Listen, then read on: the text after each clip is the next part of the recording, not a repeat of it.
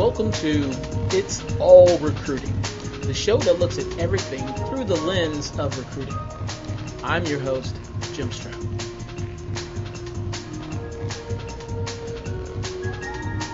Hello, ladies and gentlemen, boys and girls, children of all ages. Welcome to another exciting, action-packed episode of the It's All Recruiting podcast. This is the international edition of the It's All Recruiting podcast. I'm talking to my very good friend from, well, I can't say across the pond because it's really way across the pond, all the way in India.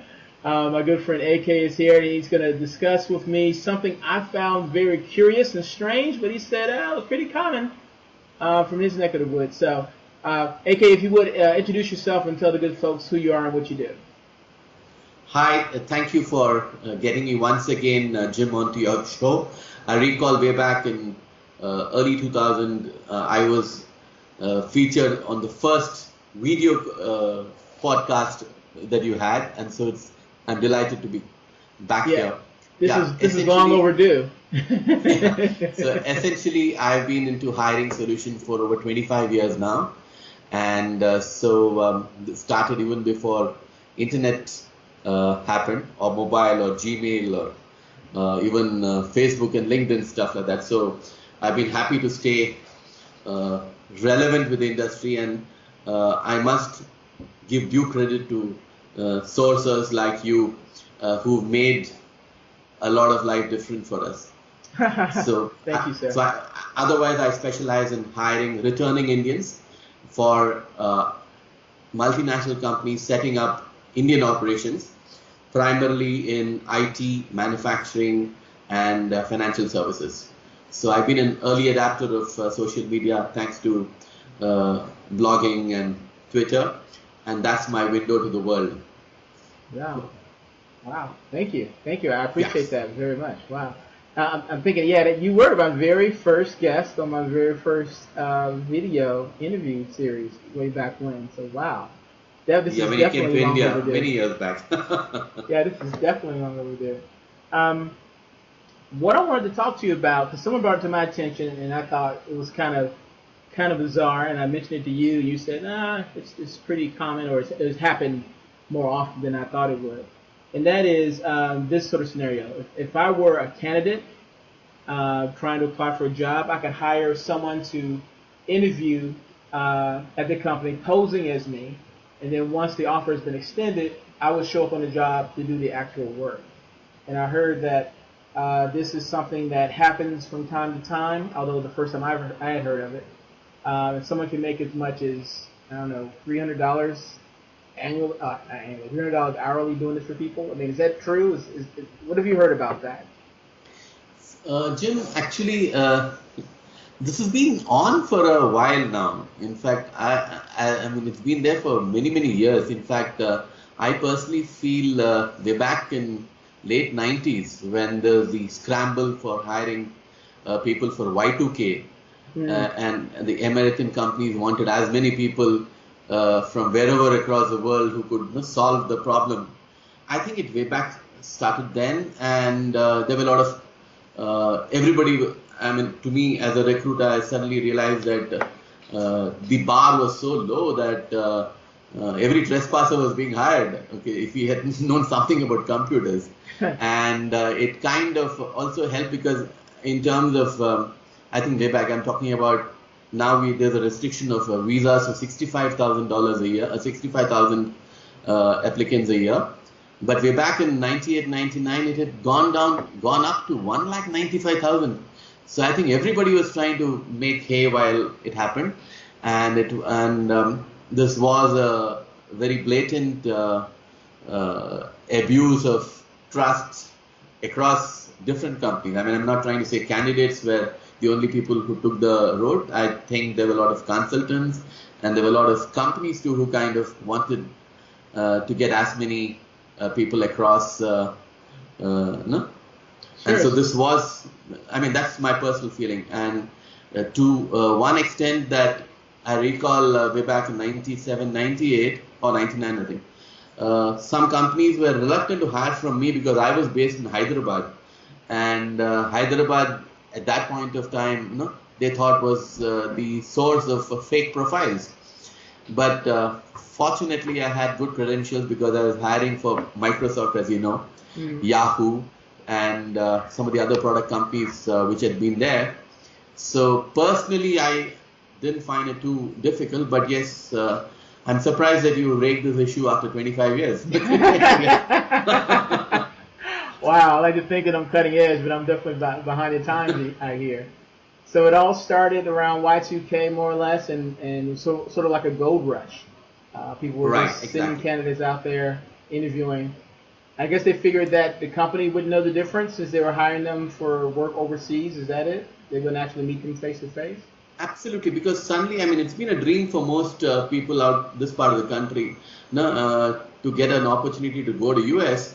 And it was a period where we had a lot of people, not just computer science engineers, but engineers who had probably had experience in manufacturing and finance, and all of them wanting to quickly, get on the bandwagon by doing some short-term courses, and then, I think that's when the whole thing happened. And I recall when I had come to early 2000 when I was in the US, there were some clients who kind of said that, look, the person who I had interviewed was not the person who landed up in the US. And so having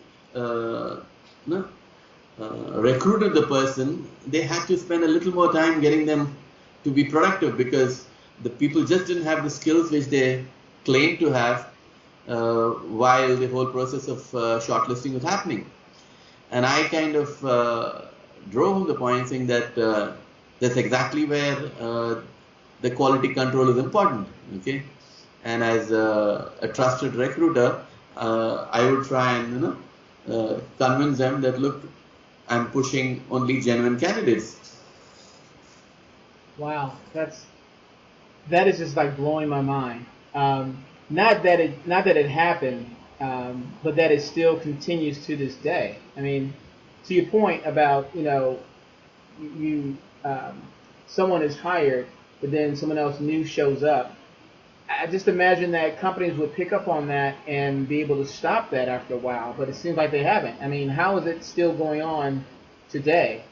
I think back in Y2K. I think a lot of it has been rationalized now, and I think one of the I personally feel that ever since the latest President Trump has brought in the clamp on the visas, and especially the visa fees have gone up. I personally feel that over the years it was a multi-layered consulting, which consultants which actually leveraged on this, because typically it became kind of a lottery where some company could get the visa for a candidate, and they used to rent out the people to different sources of layers of consultants who all added their margin, okay, $5-10, and eventually probably the person was hired at say 50K salary, but probably was being billed 80 or 90. So I think a whole lot of people have taken advantage of that. And now that President Trump has brought in these regulations, I have a feeling a lot of these middlemen are being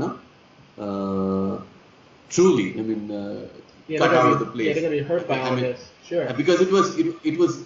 I personally felt that. My grudge was, if somebody was good enough to be billed at 80, why was he being paid only 50? Okay. Whereas, and it was an entire set of middlemen who were, mostly temporary staffing firms and consulting firms, which added the margins. So I guess now, thanks to social media, I think this. Again, if I were to get back to, try to put the perspective right.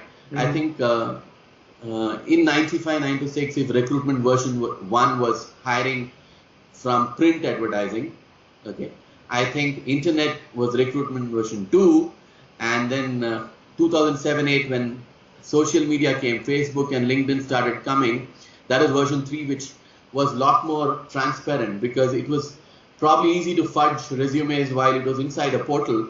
Okay, but once it came online and you had Facebook and LinkedIn, and where you could easily be tagged, for falsifying your resume, Yeah. I think a lot of authenticity started, being protected. Okay, but I still feel that there were too many players in the game, and now thanks, I mean, of course, over time, it may not be as rampant because now the best job goes to the passive job seekers and not so much the active.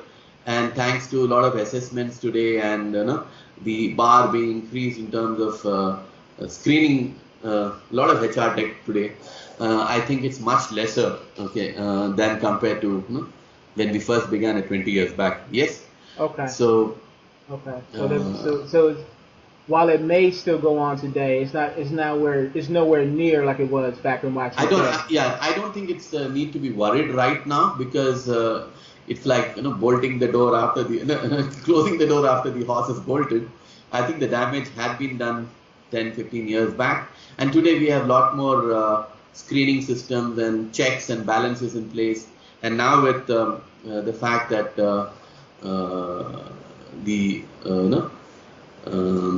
temporary staffing, and I think there's a lot of people on the bench, which I think this happens more on that temporary staffing because the companies are in a tearing hurry to fill in the position to get some seat on the some online, and people are ready, don't want to wait for 2-3 weeks to get the right candidate, so they probably hire the best available person in front. And in any case, as a middleman, you're probably palming off the hire to somebody else. So I think the accountability was low then, but now things are definitely better, and thanks to a lot of HR tech products. I mean, you have testing, the machine learning kind of stuff, and so easy to, and of course, thanks to GitHub and Stack Overflow, you really can dive deep to find out how authentic or how good a technical person one is. Okay. Sure. And then you also have the video interviewing apps out there too, like Montage and HireVue and things like that. So you can look at somebody and make sure that what you're looking at today, the person you're looking at tomorrow. Kind of absolutely. Yeah. And I think even in terms of today, the bar is so high that it's not just enough if you had one skill.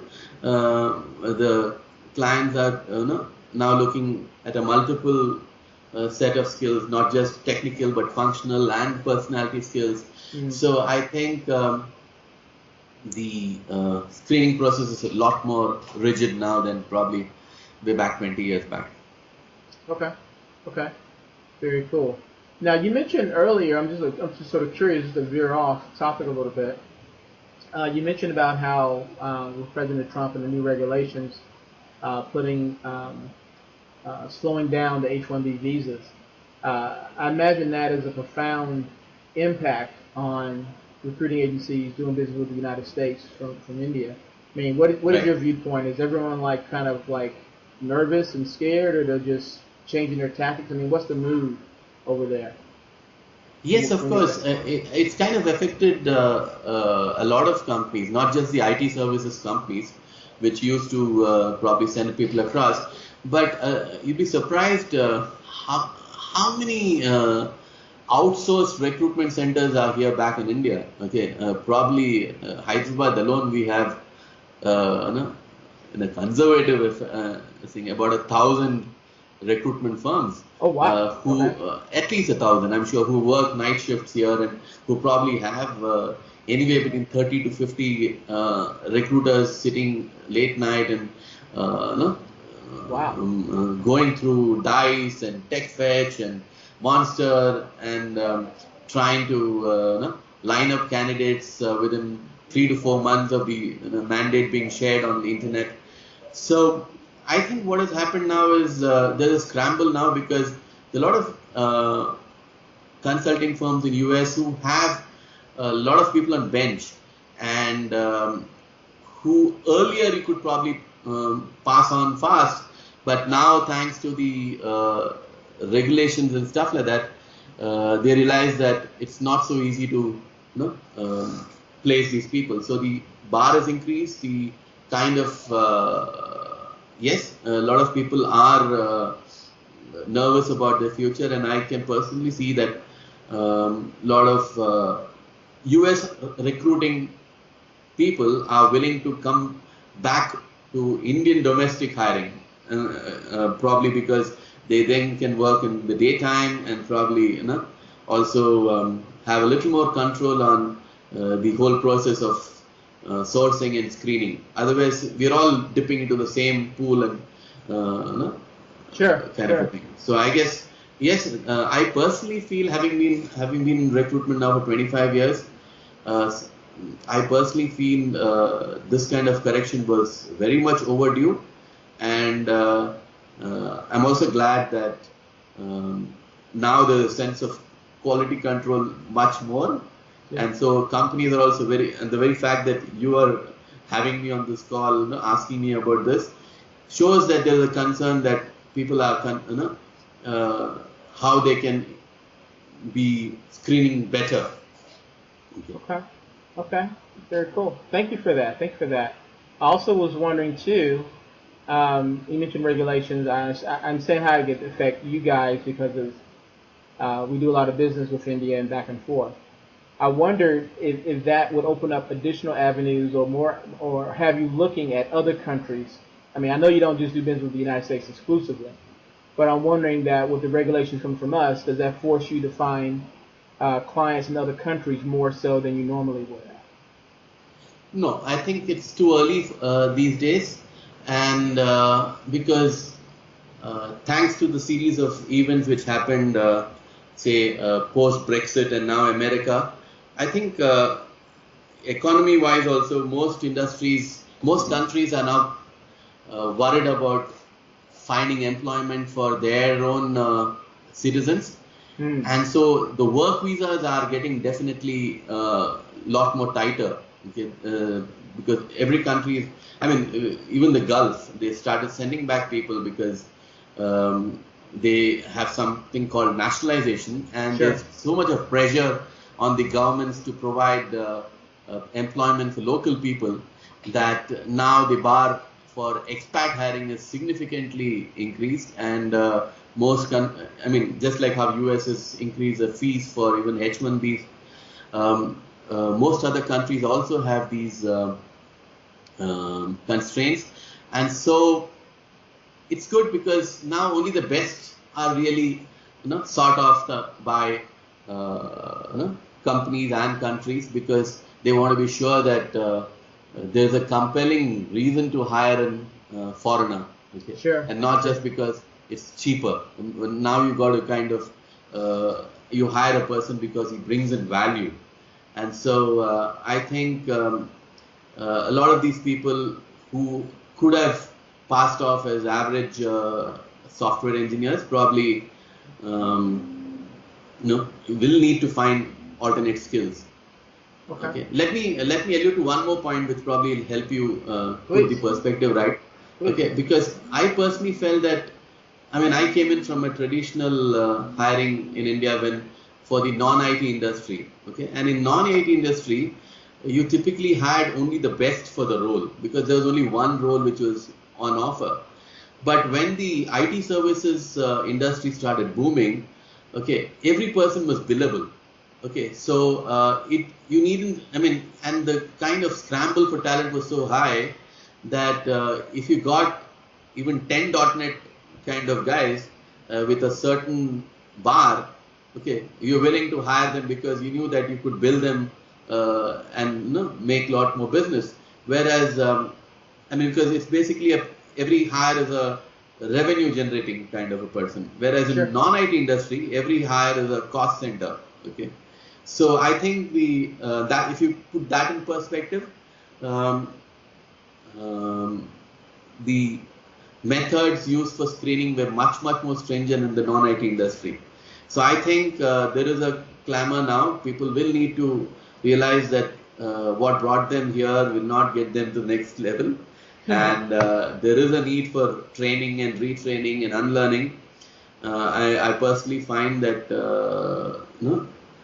certification is becoming a little more important. People are willing to invest in self-paced learning, and Okay. those are the kind of trends I see significantly happening in the last 12 to 18 months when compared to, say, 5 years earlier. Sorry if I've drifted along, but I think you No, no, get no. the picture. It's ideal. I'm also curious too.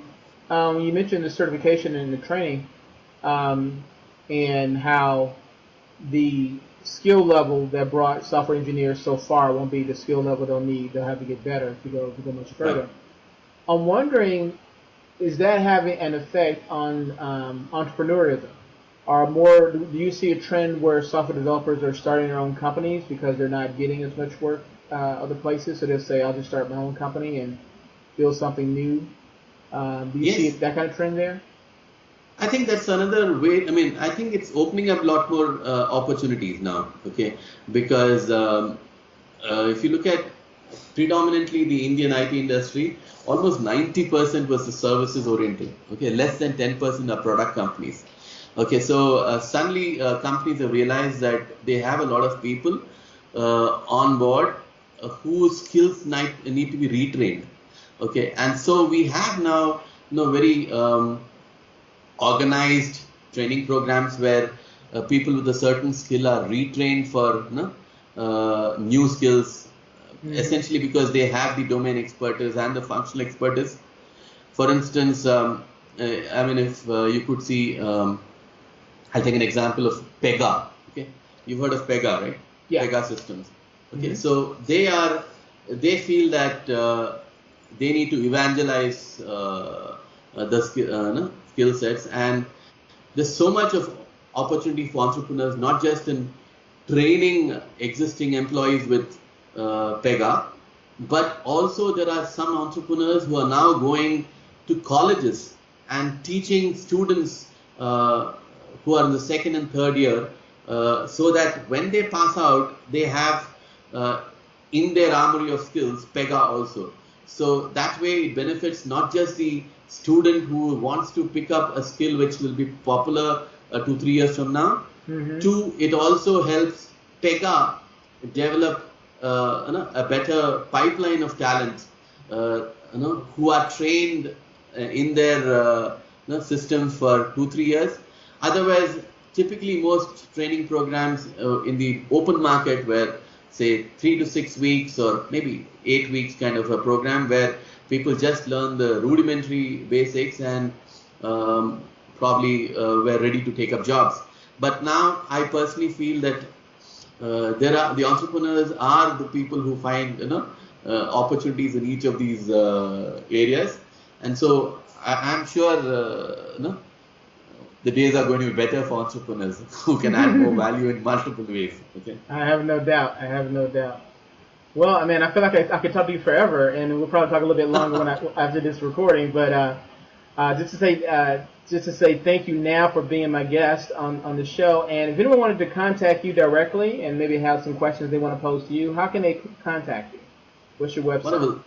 Yeah, thank you for having me, Jim. I am available on the net. Okay, you have to Google for me. Okay, I'm on Twitter, handle Achyut Menon. Okay, ACHYUTMENON. I'm also no, on LinkedIn. So and my contact details are right there. As a recruiter, I feel I have to be accessible, and I'm sure it's easy to find. Just Google for Menon or AK or Achyut and India, and you should be getting it. If you You're, don't, let me know. I should improve my SEO. you're everywhere. And you know what? To make it easier too for some of the listeners, I'll add your contact information in the description of this podcast. So Sure. Thank you, wherever they Jim. listen to the Thank you podcast, for having me once again and taking the time out to listen to my perspective. But I guess the things are going to be only better. And personally, I prefer any day a recession because that's where the tougher guys, yes. hang out. The tough get going. So personally, I'm very glad that this correction has happened, and there are a lot of good people who probably were not getting their due because of the huge supply of counterfeits. Okay, but Sure. it's definitely going to be better days for IT and a lot of professionals and entrepreneurs in the ecosystem. I believe it. I believe it. Thank you, sir. Thank you. Bye.